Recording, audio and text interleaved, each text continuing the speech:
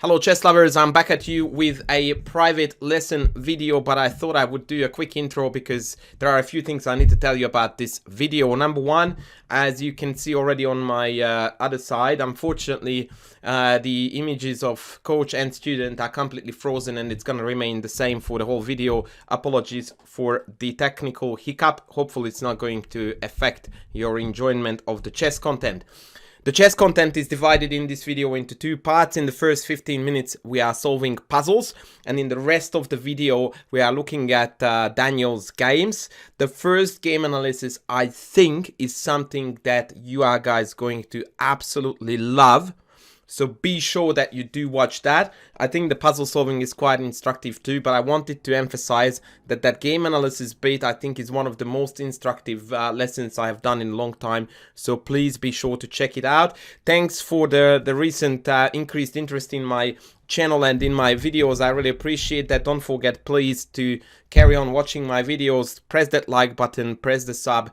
If you would like to support me, you can be my super thanker as well. And now, without further ado, let's jump in and learn along with the fabulous Daniel Lona. Thanks for watching.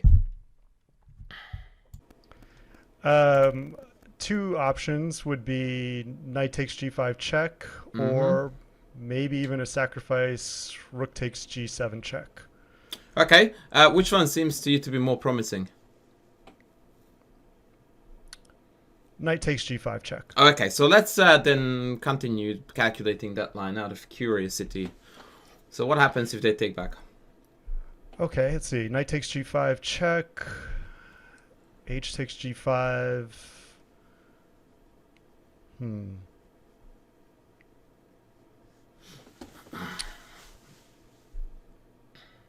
Oh, okay. So we have a check then. Bishop e4 check. Fabulous.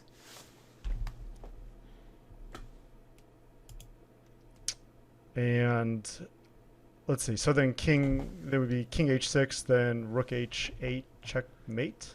Isn't the bishop covering that? Oh yeah, you're right. Yeah, it's no longer pinned.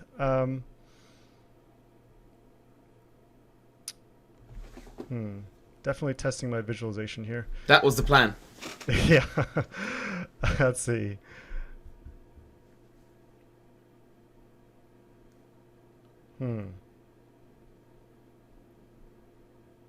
So, okay, so knight takes g5 check, h takes g5, bishop e4 check, king h6 is forced. Yep. No, or well, I guess the bishop could block. Yeah, but let's just assume it's forced. So let's get that out of the way first. Okay. So bishop e4 check, then king h6 forced.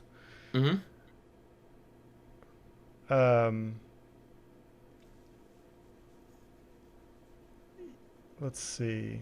Yeah, I'm struggling to see how to continue here. I mean, I guess you have a check with g4, but I don't know what that accomplishes. How is that a check, sir?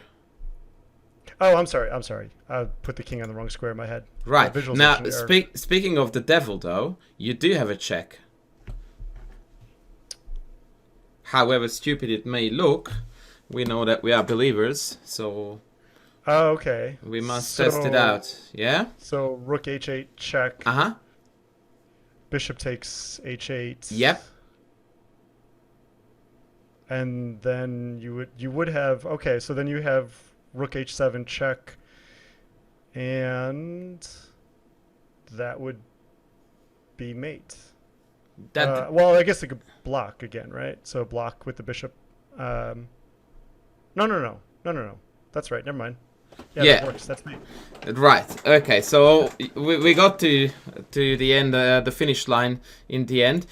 So what this is meant to demonstrate to you, Daniel, is that you need to calculate your lines all the way to the end, because it would be really, really tragic to give up here.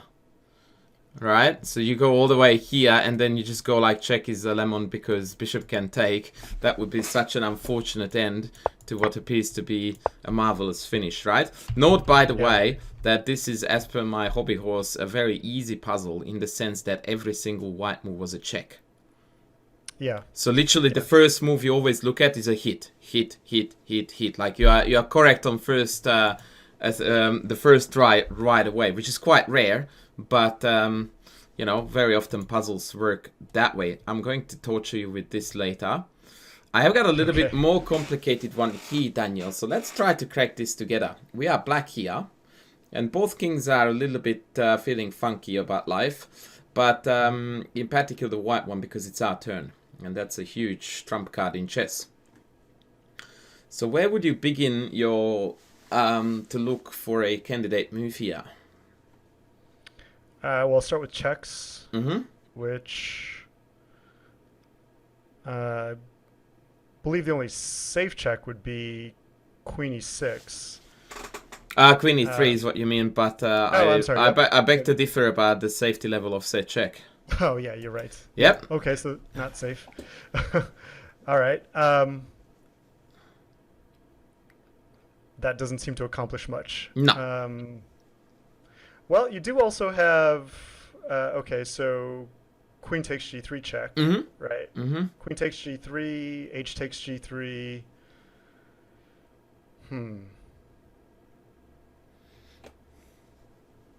Okay, so Queen takes G3, H takes G3, maybe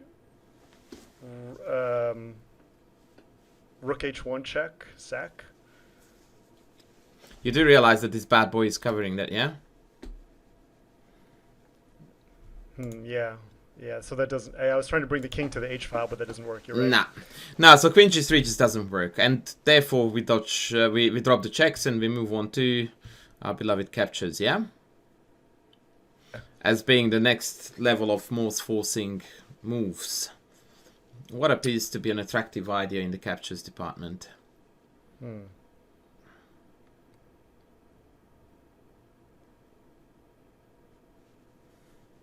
Especially if we consider that we want to get to the opponent's king, right? Right.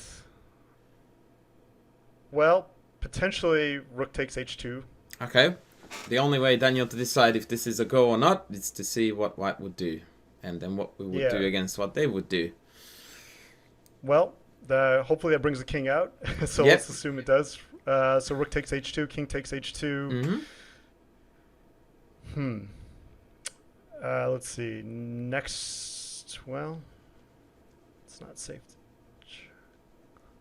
Oh, well, the G pawn would be pinned, so 4 check.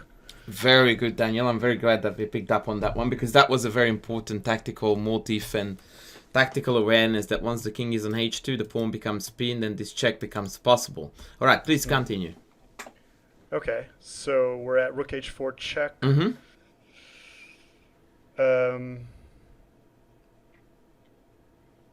King could go to G2 or G1. One is significantly better than the other. I would like you to tell me which one is which. Which one is gonna cause you more headache? Better for white? Yeah. Okay.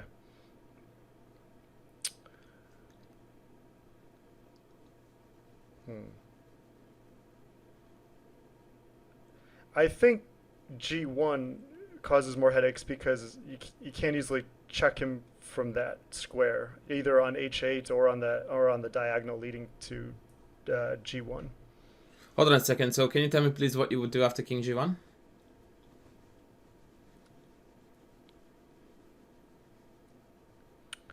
Let's see.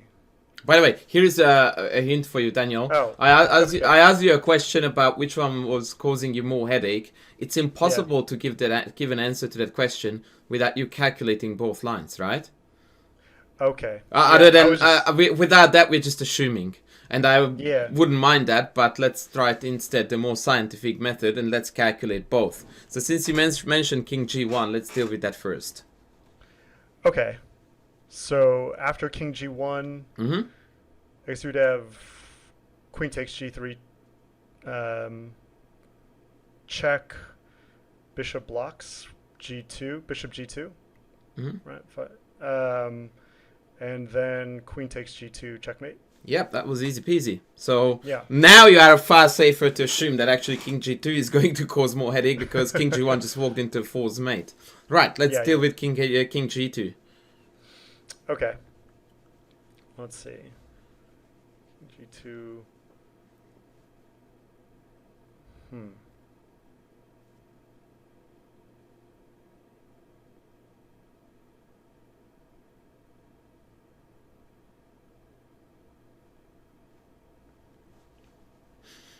Well, I mean, I guess you would have a check with bishop takes f3, Mm-hmm. um, and then either the king or the rook could take back. Um, When you say either, which one would you again rate as more likely? the rook. Most definitely, yeah? Yeah. Yeah. Okay. Okay. So we have bishop takes f3 check, rook takes f3. Um, hmm. Looks like we're running out of steam, yeah? Yeah, it does. It does. Yeah, you have one more check on e2 after that, and when the queen blocks, if you take this rook, they take our rook, and then we end up in tears. Alright, let's rewind the tape all the way to king g2. Apart from this, apart from bishop takes f3, what other checks do we have there?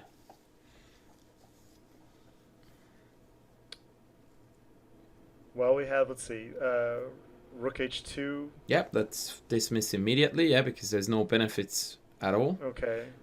Queen takes g3. Likewise, which leaves us with the only check which is the best. And that is, again, a visualization story there. You will like it when you see it. Ah, okay. Is it so taking advantage of the pin on the bishop? So queen e2 check. Very good. Okay, and then let's see. King can go g. Well, forced g1, right? King g1 force, I believe. Well, if we pick a king move, then it is forced, but it's not forced otherwise. Oh yeah, that's right. Okay, so rook f2 Yeah. to block. Let's deal with king g1 though, now that you mentioned it. Okay. Yeah, this is definitely testing my my visualization muscles here. Very good, very good. Most All people right. need that kind of testing the most, by the way. Yeah. The annoying thing is that the only way to do it is to push your limits. Right. It's like long distance running. You only get good at it when you keep on running more and further, and yeah. Right. Pushing the boundaries is basically what it is. So we're testing or we're calculating king g1 first. Yep. Okay.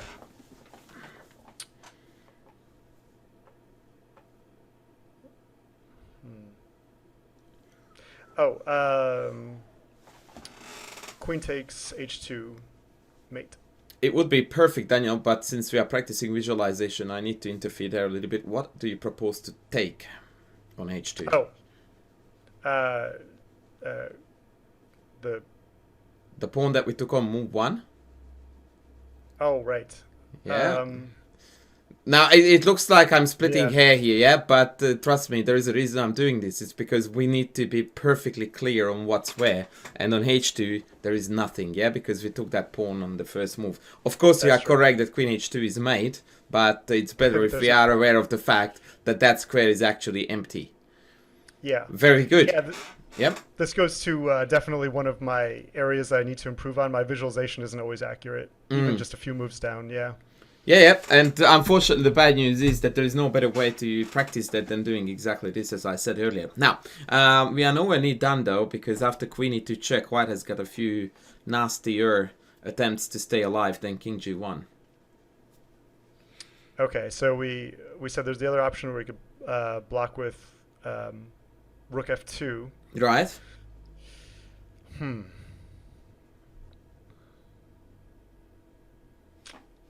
Rook f2.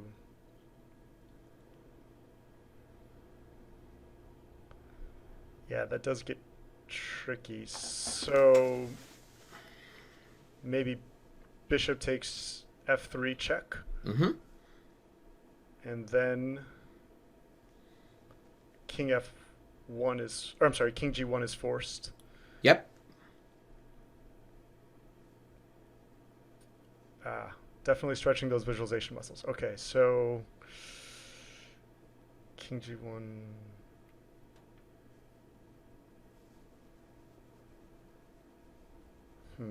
Where is your I rook forgot then? Where is your rook? It's on H4. Okay. Is there anything else on the H file? No. Okay, so Okay, yeah, okay, I see it. Yeah, rook H1 mate. yeah. I feel like you, in your mind, you put the pawn back on H2 again. Yeah, I did. I Yeah, did. there you go. I knew that. Which is, by the way, why it is quite helpful that if you feel like you're messing something up or something is where it's not meant to be, to just completely restart the line from scratch. It's always good for many reasons. One of them is because you might discover that you are actually making a mistake earlier on, so that's just a reassurance policy. But also it clears away the mistake of putting a piece back in your mind where it is actually not located, like the pawn on H2, and that's the pawn. The mate on H1 is an easy peasy. So that's it. That's the solution. Rook H2, take, check, king key, check, and it doesn't matter, by the way, which piece blocks. Queen is also possible because the mate pattern remains the same. Yeah. Pretty simple stuff. Yeah. Ooh, I wanted to ask you this, Daniel, before we actually went on air. Is it okay with you that we are on Lichess? Because you, to some degree, are working with the .com crew, right? Yeah, not a problem. Not a problem at all. Okay, thank you. That's actually very flexible and awesome of you. That's actually why I sent you the. Yeah. And I noticed as soon as you sent it to me, I'm like, whoa, will I have to transfer all this to the other site or? But no, I'm a big fan of Let's Be Friends. So yes, exactly. It's all G. All right. Now just talking about the puzzles. Let's have a look at them. Sorry, puzzles. The games that you sent me. I assume that you have had a look at them. Yeah, I haven't gone in great depth in reviewing them, but I've scanned them. Yeah. Right. When you say that you scanned them, did you do it with a coach or with the engine, or what was the go? With an engine. Yeah. Right. Okay. So. Okay, that's generally speaking something that I tend to some degree oppose, but we'll talk about it a little bit in detail when I get to the few points that I wanted to share with you. So your opponent is playing the "Can you please checkmate me" opening, and you are responding with the "Yes, I shall." So I really like what I see here, and I really love this G4 aggression too. Like, this is how chess is meant to be played. You are going for the throat. Very, very good stuff here. And E5 actually is probably the best attempt for your opponent to stay in the game. So that was actually pretty cool by them. F5, take. And the reason why I said that is because now the dark squares are a little bit tender for both sides, really. So there is a chance for black to blockade a few of those dark squares, making your attack a little bit more difficult. Now, the first key position in the game was here. And I really would like to talk about this because this is a key moment for many reasons. So when this move landed on the board, what is the first thing that you notice? First thing I noticed was that G4 was hanging. Right, okay, so G4 was hanging. Now, this is where I need to immediately ask a question. Are we worried about them taking G4? I was in the game, yeah. I didn't want to go down a pawn. Okay, so that takes us, Daniel, to one of the most important points that I find myself repeating a lot these days, and that is that club level players around your strength and even above a fair bit actually tend to have a priority list of how they evaluate positions, with material being the first, second, third, fourth, fifth, seventh, eighth, ninth, all the way down to a 250th priority, and then comes the rest. And in the vast majority of cases, not only is it inaccurate, but is fundamentally wrong. And this is something that I very, very much and try to change the mentality, because the way how you should look at most positions, especially one like this, by the way, which is opposite castled kings, very active white pieces or potentially active ones, is that the first thing you look at is dynamic features. Now, the reason why it's difficult to use this as a tool as opposed to material is because it's not quantifiable. You can't say that I have one initiative or one very good cooperating army. Like, it's difficult to add a numeric value to that. It's a lot easier to go, I have one more pawn than them. So it's a very easy emergency exit in the most cases. But what you need to identify here, first of all, is that we have opposite castled kings. that basically means it's a wild, wild west and anything and everything is allowed. And in fact, if you think about it, the main policy that you conduct in opposite colored castled king scenario is a pawn storm, right? Now, what is the sole purpose of a pawn storm? To break down the pawn defense of the castled king? Well, that is, yes, one way to put it. I would argue that equally importantly, you can say that you want to open files. Okay. And diagonals against the enemy king, right? So very often what tends to happen, imagine that your opponent I'm just playing a few doozies, right? So this pawn run, what it accomplishes is that now we have an open file that then we can utilize to give a mate, right? Right. So what we conclude from this, although this might be a little bit funky to say, but you will have to agree with me on this, is that your attack would be much better off if this pawn wasn't on the board at all. Right. Imagine right now, this pawn on h2 is missing. Daniel goes on to win in 2 moves. Thank you very much for coming, yeah? Yep. So why would the g-pawn be any different? Does that not look to us like an absolutely amazing avenue to utilize for an attack? Right? So once again, my thinking is that you play queen h4. You want to take g4. Hello? Be my guest. Thank you very much for coming. I'm going to carry on developing. You take me, I play here. And all of a sudden we realize, Daniel, the g6 is already hanging. Queen h4 takes, check Carino. See you later. Come again, please. Wow. And they did your job. Your job, Daniel, was to clean your own pawns away, to clear up the files for your rooks. They went like, can I do that for you, please? And we actually in the game went like, no, you can't. And that is because your driving force behind how you evaluate the move and its consequences was materialistic instead of dynamic. Right? Yeah. And that was actually not even a good move here to play. And I will get to that next. Because even if we put that aside that I just told you about the kings attacking each other and how that plays out, you always want to be the aggressor, especially when from day dot it felt like we have been the aggressors in a game, right? Yeah. So when the momentum seems to swing, the strongest instinct in you should be, no, I don't give in. If you attack me, stuff that I attack you, bang. Yeah. And ironically, or rather fittingly actually, it turns out that by this move you actually defended the pawn on g4 because queen takes loses to knight f6. Additionally, we opened up this and this.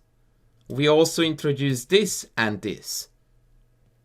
So all of a sudden, just by virtue of you not giving in and not allowing the temptation to defend stuff, but insisting on you being the aggressor, we have added a bucket load of extra threats to the already existing and quite powerful attack. But the most important takeaway from this, Daniel, is that when they attack a pawn like this, the last thing you want to think about is to defend it.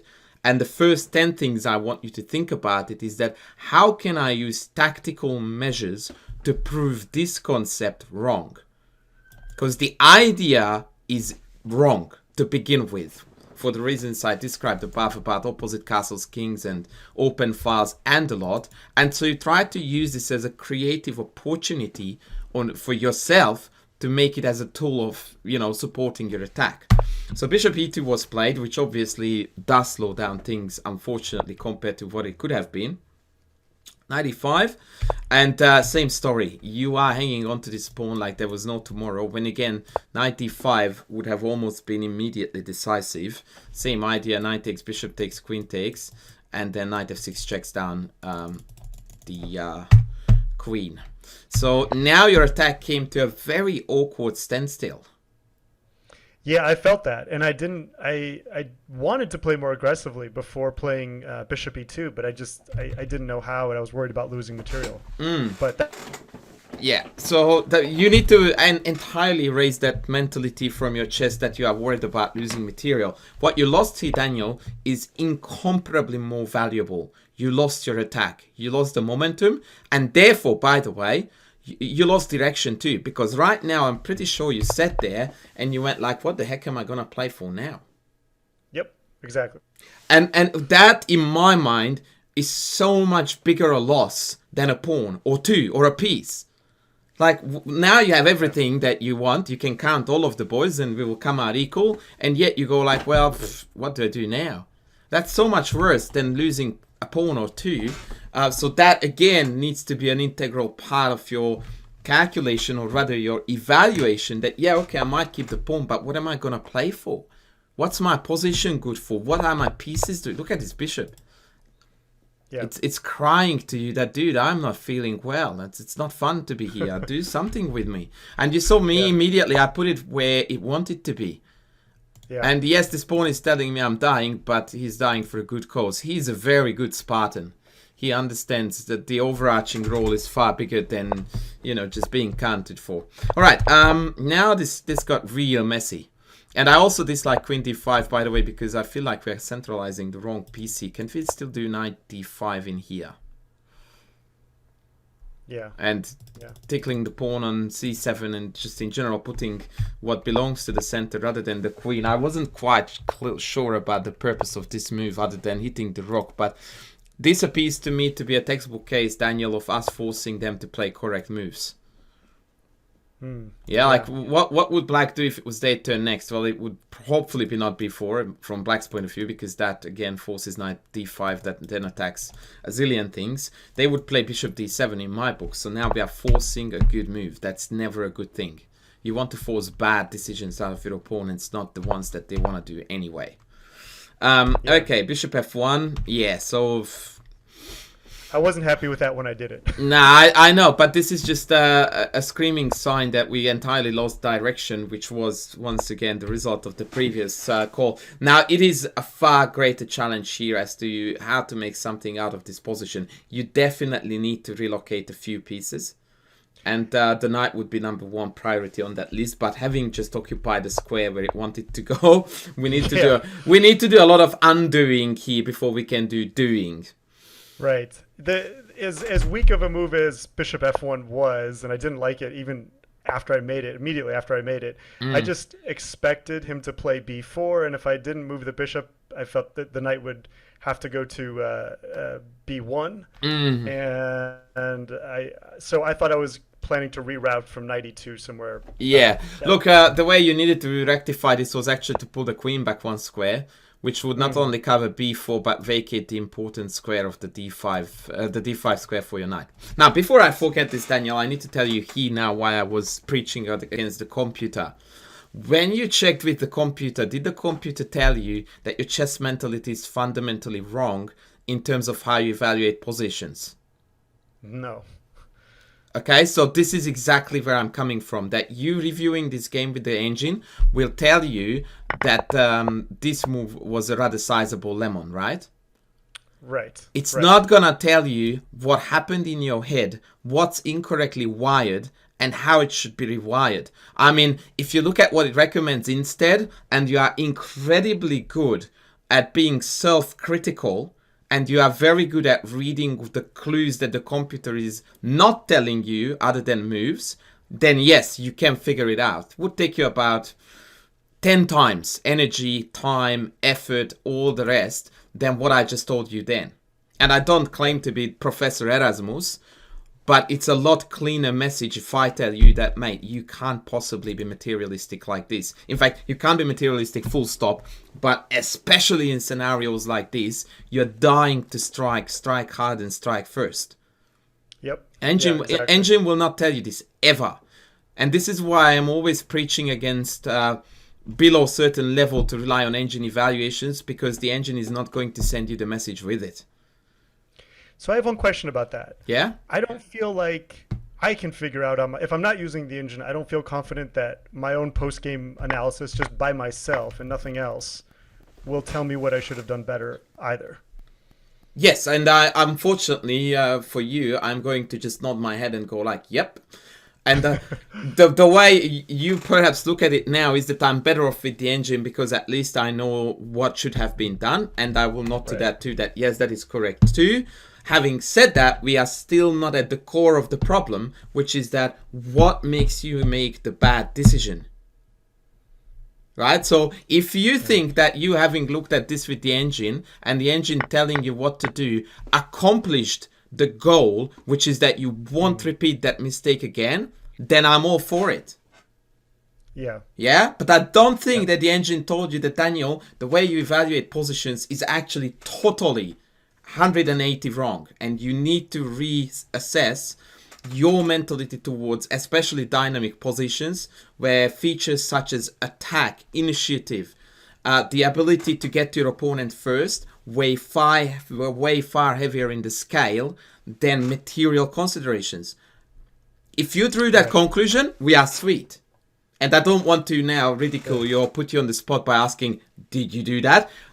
That would be a personal discussion with yourself.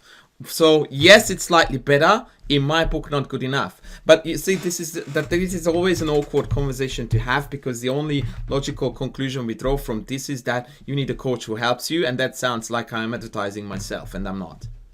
Oh, I want a coach after every classical game that I play to review the game with me. Yeah, like, but because people listen to this and they go like, oh, the guy just wants to be, he wants to score another lesson. No, I don't. It's not that. That's what I believe is the fastest way to learn.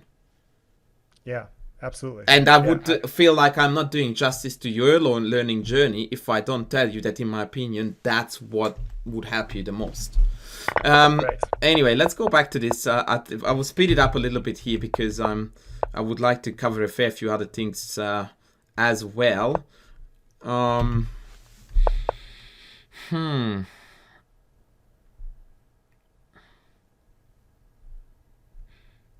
I would have thrown h4 in here as well again, Daniel, just to try to create some tension in the position and to change the dynamics. Like h4, knight h4 gives up a pawn, no one cares.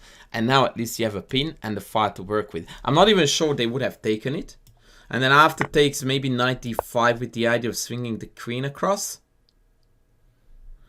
And I don't really believe in necessarily that what I'm showing you here is 100% bulletproof. But I want to show you here a mentality between what you are doing and what I'm doing. So what you are doing is basically here. Oh, wait. You were worried about 92, and rightfully so. Yeah, I was wondering if you wanted me to sack the exchange there. I actually would, but I didn't see that, so I'm not going to pretend that I'm all over this, because I certainly wouldn't want you to sack it like, oh, actually. Nah, that had to be dealt with, so sorry. Scrap all that. That's okay.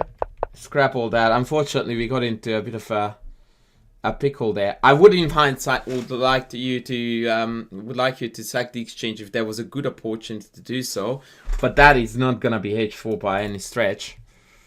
Unfortunately, I can't really see a good alternative to that either. So let's just move on. Okay. Okay. Yep. Now, since we're lacking so badly any dark squared control, I would very seriously consider sliding back here, because this is going to allow you to push these pawns off of white onto dark. Yeah, so one reason why your bishop has been so miserable all game long is because all the diagonals are blocked off by your own pawns. Which is by definition what makes it a bad bishop, right? So once I manage to, well, now I can't really play g4 without jettisoning that, but we have already been here.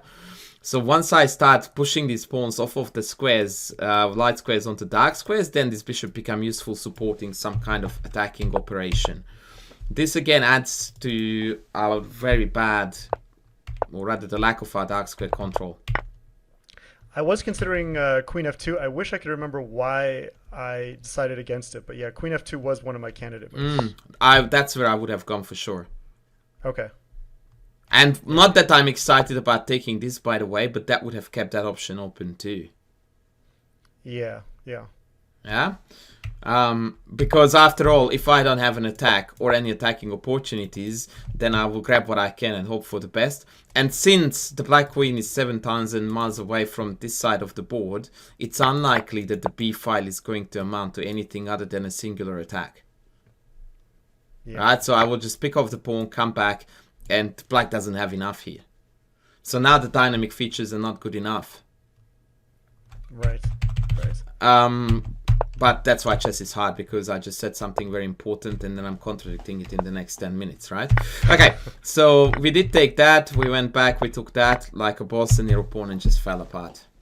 Yeah, he fell apart there for sure.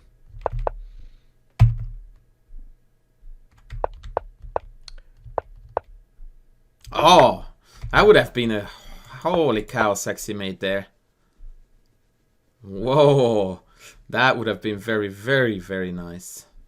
I dare say that rook d8 is probably a little bit more accurate here though, but it doesn't matter.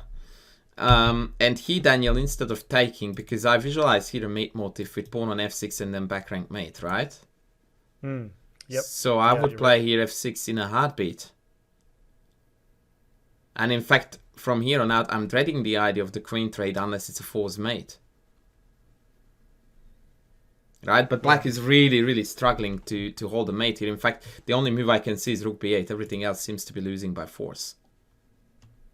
Right, because this take is just unstoppable. Yeah, I was low on time, so I didn't calculate much here. I just figured I had a winning endgame and traded down.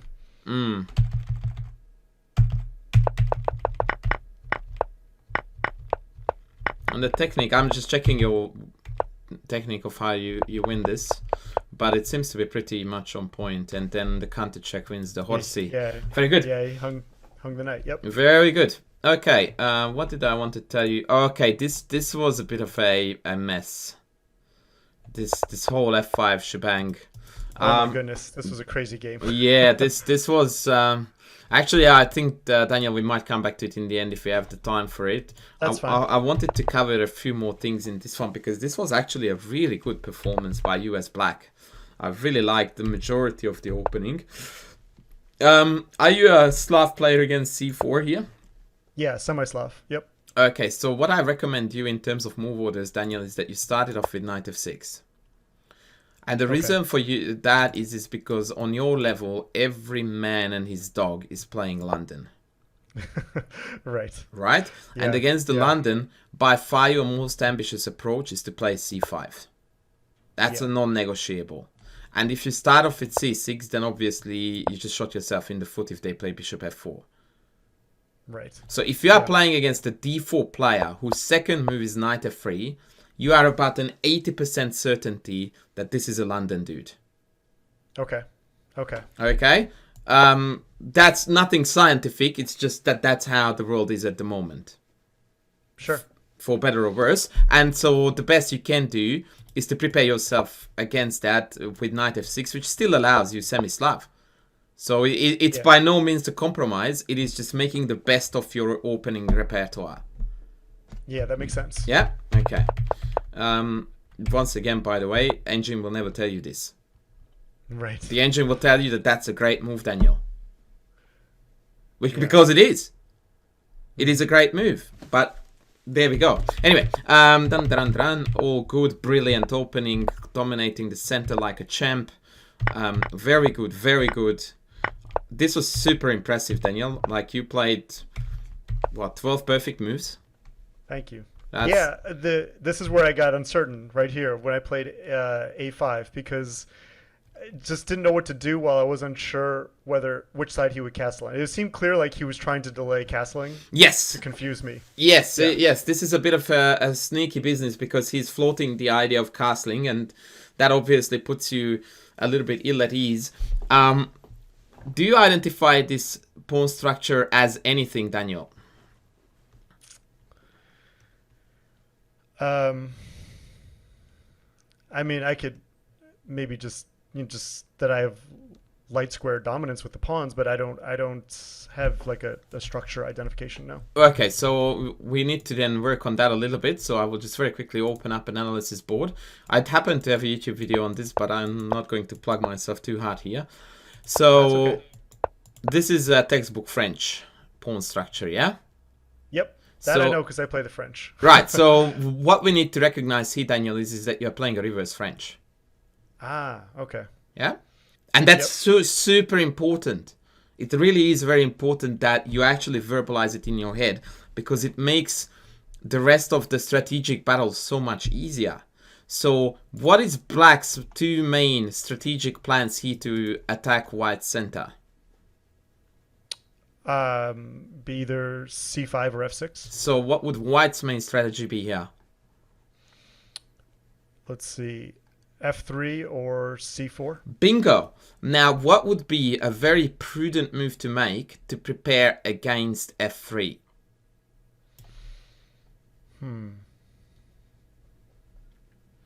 something that really fits the bill in case f3 comes. In case f3 comes, well,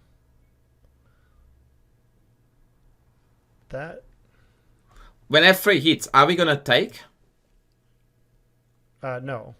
Okay, so Yeah. let's assume I'm just gonna obviously f3 is not a move because of check. So actually not even that. I'm going to model something for you here. What are you gonna do here?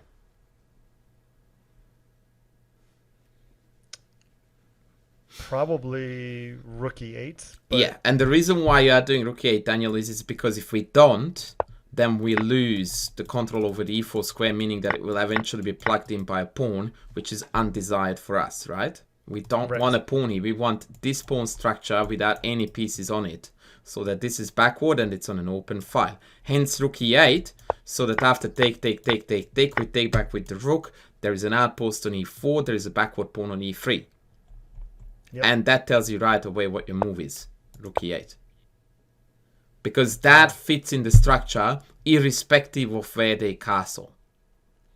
Okay. And that's, by the way, not to say that your move a5 was bad, but I'm already sort of hinting that I am almost certain that in the game, you were unaware of the fact that your opponent had an f3 plan.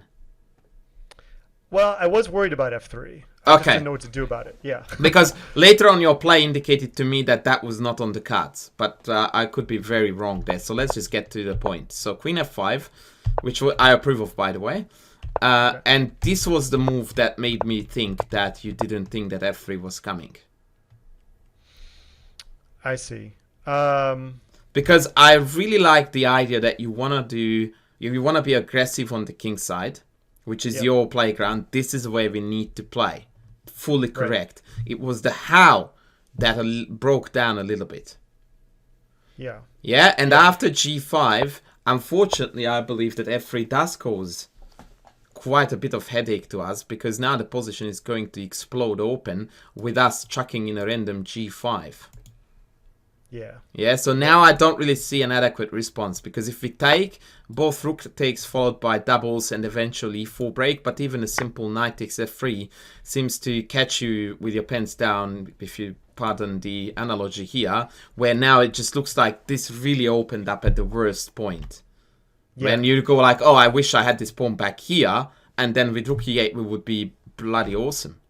Like, that would be cruising to victory. Like, imagine if after rook e8 they play f3, take. Like, compare this to the g5 one.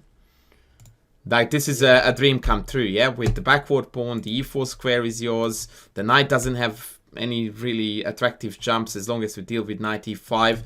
You just move the queen to h5, knight e4, double up. Daniel is killing it.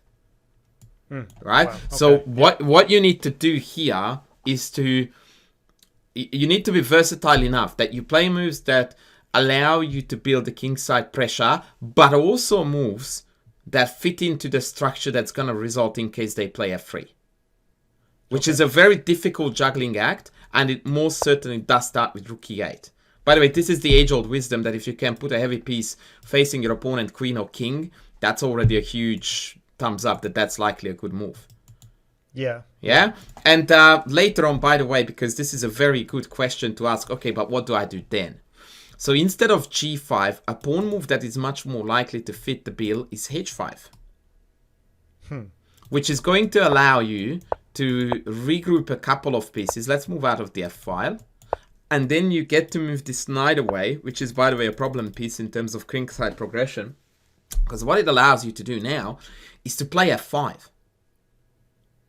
So now it opens up a new horizon, which is that after f3 we might not want to take. We can, and I reckon we should, but you can play f5 and go full kingside gung-ho attack, or after takes, retain the immense positional advantage by virtue of retaining the space advantage. And now queen g3 is looking like a plan. Queen g3 followed by knight g5 is looking like a plan. What did h5 accomplish there? It allowed you to drop the knight back here. Oh, yeah. Okay. All right. Yeah? Yeah, that makes sense. So that's basically the key idea. Also, on occasion, you want to push it all the way up and create an awkward bind when f3 comes. But yeah, it's just a space gaining operation that also allows you to do this. Okay. Because that was the last thing. Sorry, I want to just quickly show you this. That once you are here, you can even now read out here. which again creates amazing tension. And the worst case scenario is that we just go back to that previously described scenario when f gets traded for e, and we get the backward pawn and the double up. And in this structure, h5 perfectly fits. So if you look at this position, Daniel, with the pawn on h6, and this is another mistake, by the way, that club level players commit a lot. So let's go to the same position. I will just do a few pass moves to get here. Like, let's say that in this position, you want to open up back rank. You will see 9 out of 10 club players will do this. Yeah? Yep. This is incomparably better for a myriad of reasons. One, it allows you to play h4. Yeah. Two, it restricts the white king side significantly more. There is actually not many more reasons to that than simply the fact that now the pawn is an active participant in other actions that are happening on the king side. So it's not restricted to one purpose, let's create a loft, but it also contributes to restricting the opponent, allowing you blockade. It's just a broader, far greater vision about what can be accomplished in the future on the king side. If you imagine all heavy pieces gone, and we are playing an opposite, a same color bishop ending, you also would want this pawn to be on white rather than on black. Right. Yeah, yep. So there are so many reasons why go there and none why not. Sorry, I cut you off there. What did you want to say? Oh, that's all right. Yeah, before the move, right when I played g5, I was really struggling. Like, I knew I wanted to launch an attack on the king side. That's where I had to play. I mean, that's one thing I did know about the pawn structure was the center pawns. Yeah, points to the king side there. But I really struggled to know how to do that. I didn't love g5, but I had trouble coming up with other ideas. And so I just kind of settled on what I thought might work, even though I didn't have confidence in it. But seeing how you structured all this is really eye-opening because, like I said, I just lacked the knowledge to know how to put together a better attack than g5. Yeah, look, the thing is, if I were your coach, I would tell you that I'm proud of you for playing g5, because that tells me that you have got the vast majority of things that are to be known about this position correctly. You realize that you are meant to play on the king side and you want to be the aggressor. So you have got 2 ticks out of 3. So it was only the how-to that was wrong. Which, of course, you know, if we were negative Nancy's, we would say that that's all that it comes down to. But not quite, because you didn't play b6 here, right? So that tells me that you knew that you were meant to operate here, and that was your playground, that we need to somehow make things happen on the king side. And so, yeah, I would not really be particularly upset about g5. It's more of the issue here is that we are a little bit lacking that kind of mentality of what does our opponent have in their hands that will really hurt us and bite us in the back. Yeah. Yeah? By the way, I'm already crying TC, Daniel, because we are having a great lesson, and because of the screen share, that time doesn't concern me, it never does. Because of the screen share, my OBS is freezing. So whilst I'm recording the lesson and the audio, we have got 2 frozen images. But hopefully people who watch this will watch it because of the chessboard events, not our faces. Anyway, so yeah, this is exactly what I told you, that it blasted open with a slightly awkward pawn move added to it. Yeah. And that's what is a bit of a blemish on the position now. Although I think after rook e1 we will be probably okay. I would be more worried about some rook move in to deny f5, which would reunite those pawns and create a very impressive layout. Rook f6 was the move I thought he was going to make and was most worried about here. Yeah. Yeah. To be fair, though, I don't really see what they would do as a follow-up after bishop e7. Maybe rook b6, but it seems to me that they are fishing as well. Yeah. Okay. All good, all good, all good.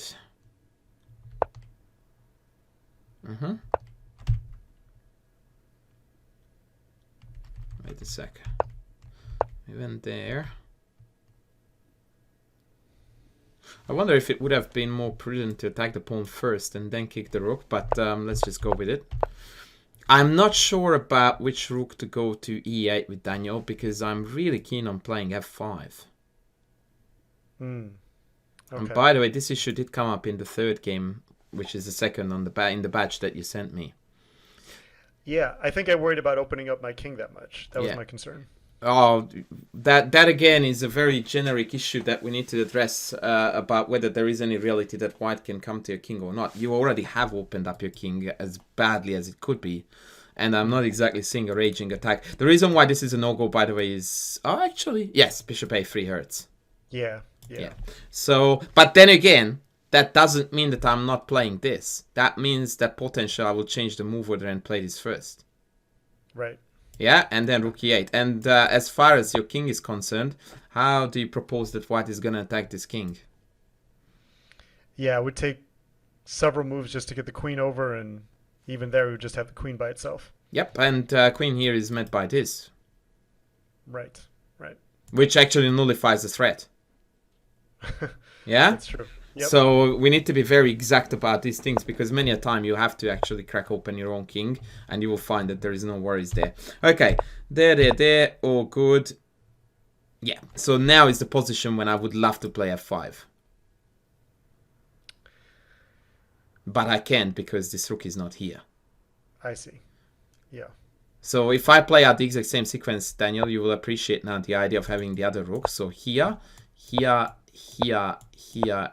recreates the game if you play the other rook. So in the game, your rook is now here, and we haven't played f5. Now we did put the correct rook on e8, and we managed to play f5. This also highlights, by the way, to you how utterly irrelevant it is that your king is on paper weakened, because nobody can get anywhere close to it. Is this another situation where I don't worry too much about my opponent's king hunting my A and B pawns here? Your opponent's queen? Yeah, going after the weaker A and B pawns. Yeah, I didn't even look at this, to be honest with you, but that's because I tend to be a little bit lazy with these moves, because by virtue I don't believe in them. I think that this loses to g4. Okay. But to be a little bit more clear to this, what I mean by that is g4 take, rook takes, rook takes, rook takes. I don't know what, probably king, because I really like my bishop. And in that position, Daniel, if you visualize it correctly, I will remove the arrows. This is hanging with check, and the bishop is hanging with check too. Ah, okay. Interesting. Okay. Yeah, and you will find, so I will play this out because this is particularly instructive, that which king is weak here? Or exposed? This is nearly mate. Yeah? And that does win a bishop. It's white's turn, I get that. But we have got various threats. Like, for argument's sake, yeah, let's just go with this. Whose king is weak here exactly? And exposed. So, an exposed king, and by the way, I do talk a lot about this in King Safety, my chessable course, does not mean that it's a king that has no defenders. That's one contributor to a potentially exposed king. A far more relevant feature, which almost no one cares to think about, is the ability of the opponent's pieces to get to it. So when you look at it as an exposed king, think about this way. Which white piece or pieces can realistically drum up an attack against this guy here? Yeah. And you go like, what are we even talking about? Physical impossibility.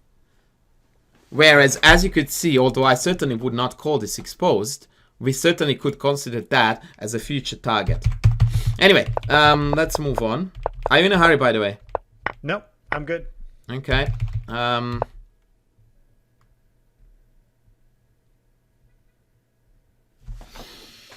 Yeah, I'm desperate, Daniel, to get this f5 in. The opposition needs it so badly to make it complete, to make it feel like the pieces are operating in unison. Yeah, if this rook lands here, I will be so sad.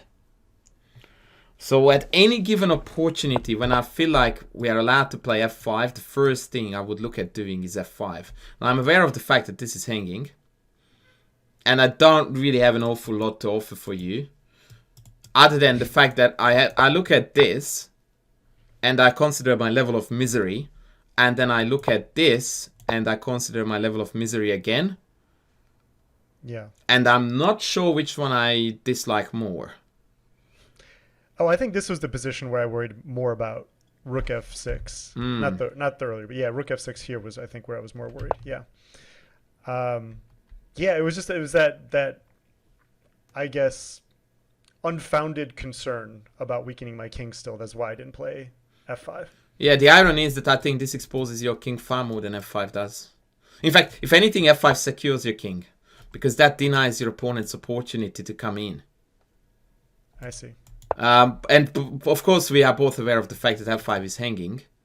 Right. Actually, rook f5, queen f5, I thought we would pick this off, but there is an ugly mate in the end. See, this is why we always calculate very far. Yeah. So yeah. this could actually turn out to be a total lemon. And rook f5, queen f5, rook f5, rook e3, rook g5, check, king f7, and then this is also hanging. Looks like we have some counterplay in the endgame, but that's as good as it gets. Okay. So let's just move on. Bang, bang. But yeah, the king being exposed is something that you also need to perhaps reconsider in the future as to how we exactly evaluate that. And add the component of king having no defense is not an exposed king. A king having no defense and your opponent's pieces are swarming around, that's what contributes to an exposed king. Yeah. Oh, cheeky much. Yeah. That is when we have got an exposed king. Right, and exactly. And this is another example. Like, I always make my worst mistakes in time trouble. I think you can see there's 53 seconds on the clock. I know there was a sizable increment, but I was just like, oh, okay, I can't take, I can't go bishop takes b4, and I just like lost sight of the fact that, well, he could take, and that I have the same problem. To be fair to you, though, the defense is very difficult here. I think the only move that you have here is queen g6. I don't see any other way to rectify this. Okay. Like, the bishop can't go back because it hangs the rook, and if you defend the bishop, they just take, and rook g3 wins the queen. So we need to make a situation where you can retake with the queen. And that's not an easy find by any stretch of the imagination. Yeah, not for me in about 45 seconds anyway. Yeah, right. Well, I mean, I needed to think about half a minute at least to how to figure that out. So, yeah. Interesting game. I really like that one. Despite of the loss, Daniel, there were so many positives and so many good things there that happened that that you should definitely not feel upset about. Okay, that's good. This was a little bit iffy. You always need to be aware of this motive, Daniel, that when you take this, they usually have this knight f6 idea to kick the queen off of this diagonal. Okay. You know, there's just like the puzzle that comes up for this all the time. I know. This is a puzzle rush, killer. That people's brains are absolutely wired to always go for this because it's so good. And in fact, there are several openings where it's proven wrong.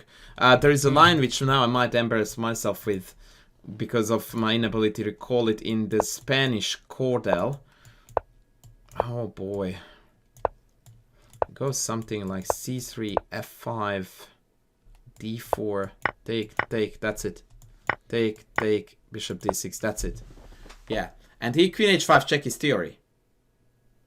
Right? Okay. But after g6 you don't take, my friend. You come back to e2. Ah. And actually there was a very famous, I think, Bronstein game where his opponent took this. And after knight f6, queen h4, rook g8 went on to lose in a few more moves. Total misery for white. The knight is hanging, rook takes g2, and black dominates the board. Two bishops, better development, insecure white king. Yes, this is not insecure. This is. Because you can already see that this guy is castling queenside very soon. Yep. But this guy, we don't know where he is headed. So there are major problems there. And so you always have to look out for the motive. The idea that you need to look out for is that after g6, knight g6, do they have a move that hurts your queen? Okay. And if knight f6 is available, that usually is a telltale sign that this is going pear-shaped. Yeah, I completely forgot about knight f6, and when I saw that, I was like, oh, okay, this is a problem now. yeah, that was a problem, and now we are pretty much dead. But there were lots of twists and turns in this game that I would like to highlight. So the first one, and I'm skipping a lot of things now because I just want to go to the instructive, moments, came somewhere here-ish. Right, so about he, Daniel, what did we do here? H3, right. And then they drop back. Okay. What do you think your plan should be?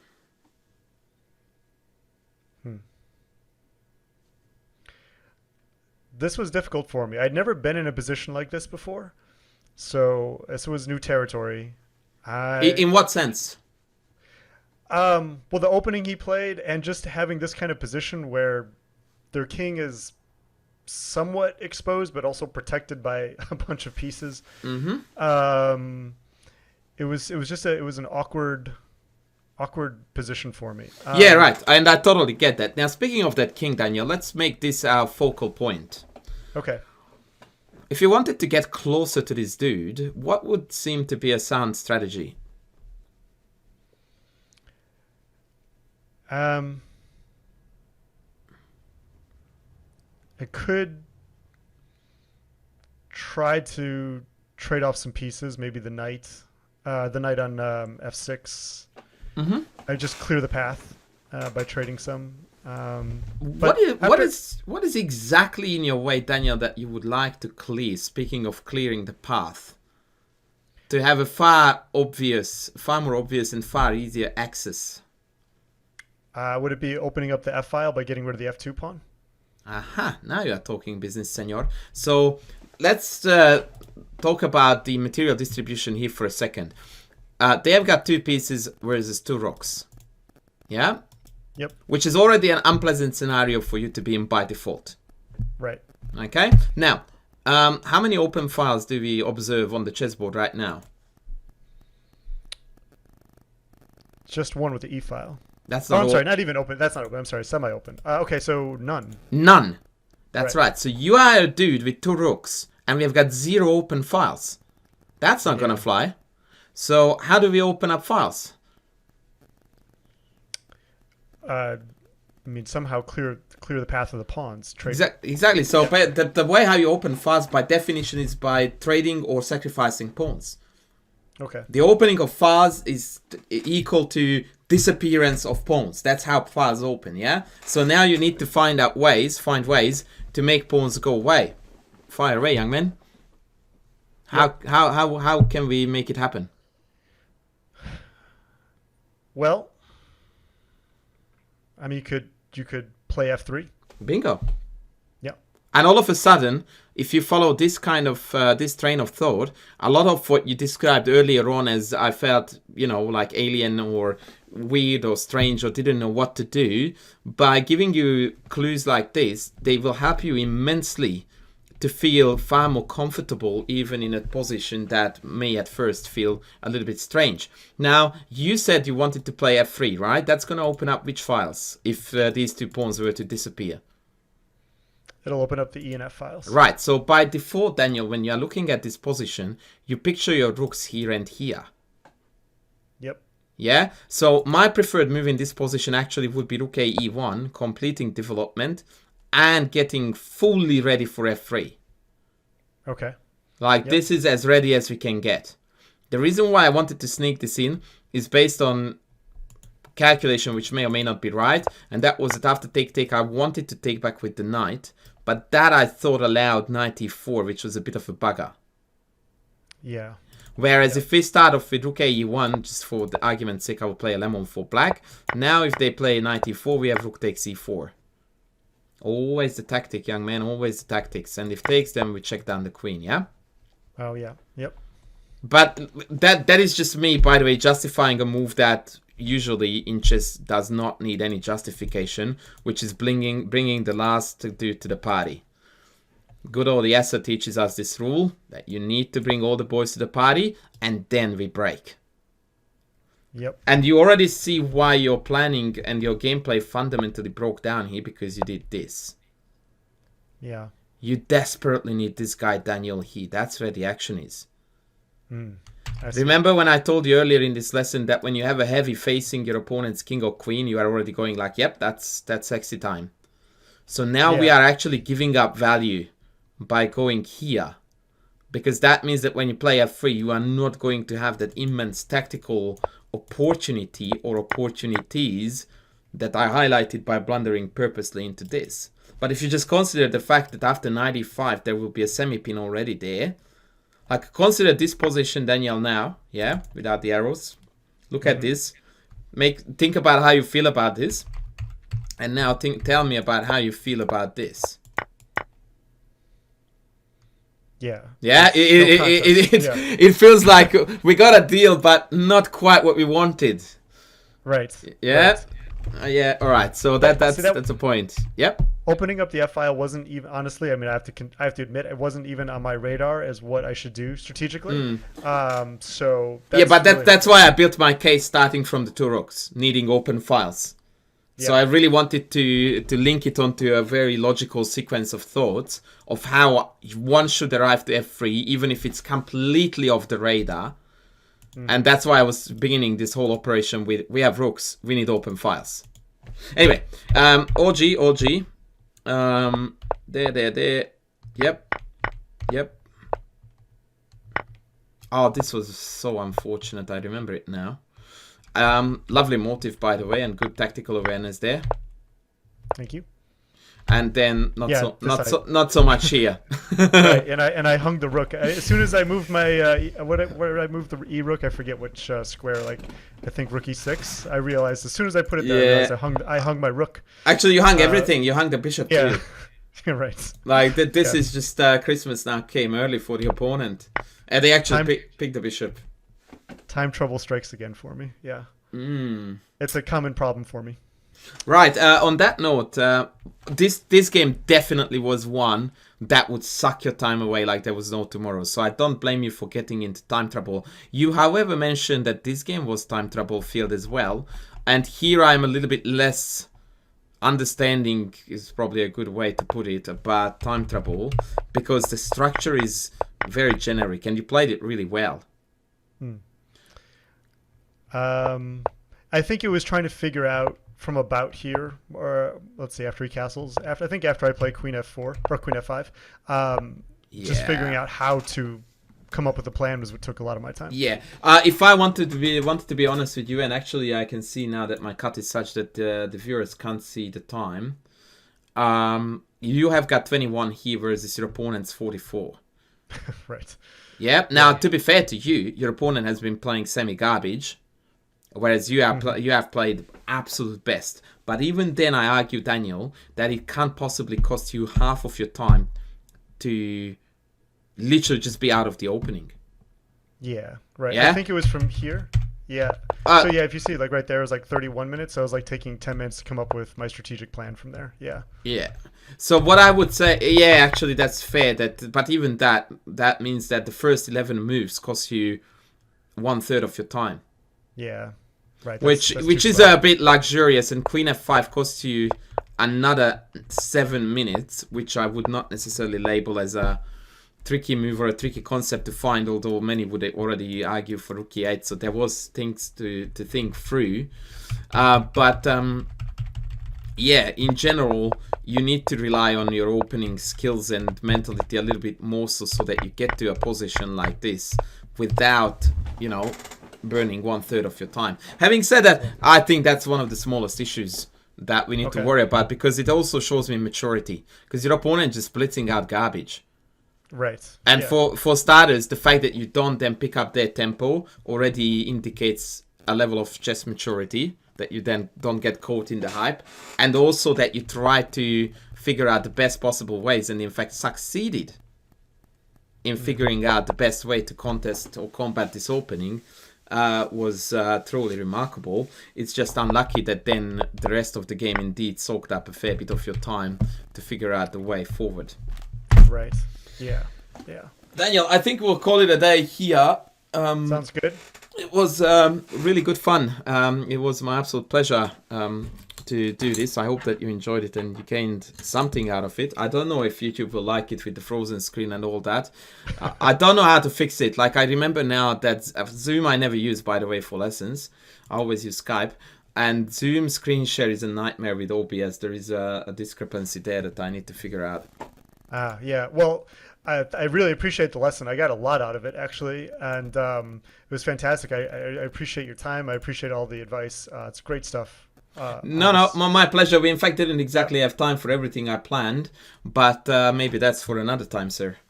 Yeah, absolutely. I'm available anytime. Alrighty, Sure. Daniel, thank you so much, man, for your time. It was good fun as always. I wish you the very best with your chess journey, and I'm sure that we'll be in touch on the various media outlets where we communicate. Yes, absolutely. Thank you, Andres. All right, thank you, and thanks. Yep. Oh, I'm sorry. I don't know if we're still recording. If you still want to. I am, but if you want to talk out of recording, I will call it off. Thank you very much for YouTube for watching this, and I will see you guys in the next video. Bye.